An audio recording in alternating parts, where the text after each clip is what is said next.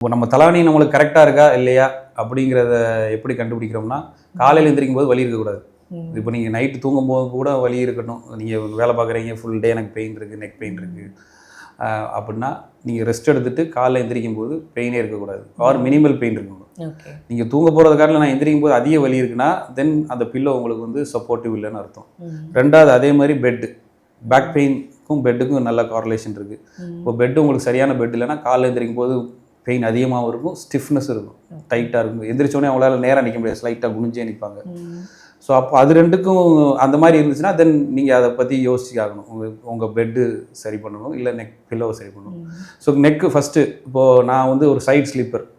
இப்போ அதிகமாக நான் சைடில் தான் படுப்பேன் அப்படின்னா என்னோடய ஹெட் நியூட்ரல் பொசிஷன் இதுதான்.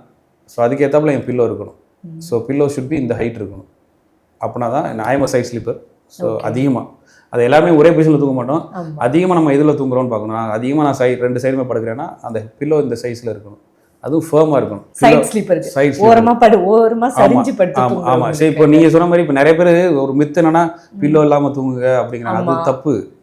பில்லோ இல்லாமல் எப்படி தூங்க முடியும்? கான்செப்ட் என்னன்னா, சின்ன பில்லோ யூஸ் பண்ணுங்கள், இல்லை தின் பில்லோ யூஸ் பண்ணுங்கள், இல்லை பில்லோ யூஸ். இப்போ நான் ஒரு சைட் ஸ்லீப்பர்.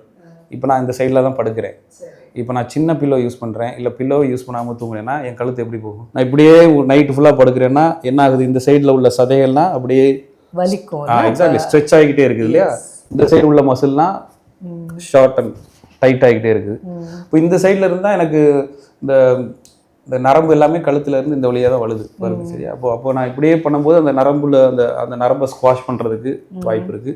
இந்த சைடில் உள்ள மசிலை ஸ்ட்ரெச் பண்ணுறதுக்கு வாய்ப்பு இருக்குது. ஸோ இதே மாதிரி படுத்துகிட்டே இருந்தேன்னா எனக்கு ரெண்டு சைடுமே வலி வர வாய்ப்பு இருக்குது. ஸோ ஹெட்டு வந்து நியூட்ரலாக இருக்கணும். இப்படி போகக்கூடாது. 2-3 பிள்ளை வச்சு இப்படி தூங்கினா இப்படி போயிடும் கழுத்து. ஸோ அது மெயின். இப்போ நீங்கள் ஒரு மேலே பார்த்து தான் படுப்பேன், ஸோ அது அந்த மாதிரி ஸ்லீப்பர். அதிகமாக நான் நிமிர்ந்து படுப்பேன், எப்போவா தான் சைடு படுப்பேன்னா உங்களுக்கு ஒரு medium size pillow. So my head should be in this position. So pillow இல்லாமல் தூங்கினேன்னா கழுத்து இப்படி போயிடும்.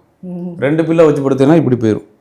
ரெண்டுமே நல்லது இல்லை. ஸோ அதுதான் கான்செப்ட். நீங்கள் பில்லோ இல்லாமல் தூங்கணும் அப்படின்ற கான்செப்ட் வந்து இஸ் நாட் அட்வைசபிள். கரெக்ட் இல்லை. ஆமாம். நீங்கள் வந்து பில்லோ வச்சு தான் தூங்கணும். அப்படின்னா தான் ஸ்பைன் ஹெட்டு நியூட்ரல் பொசிஷனில் இருக்கும் உங்களுக்கு.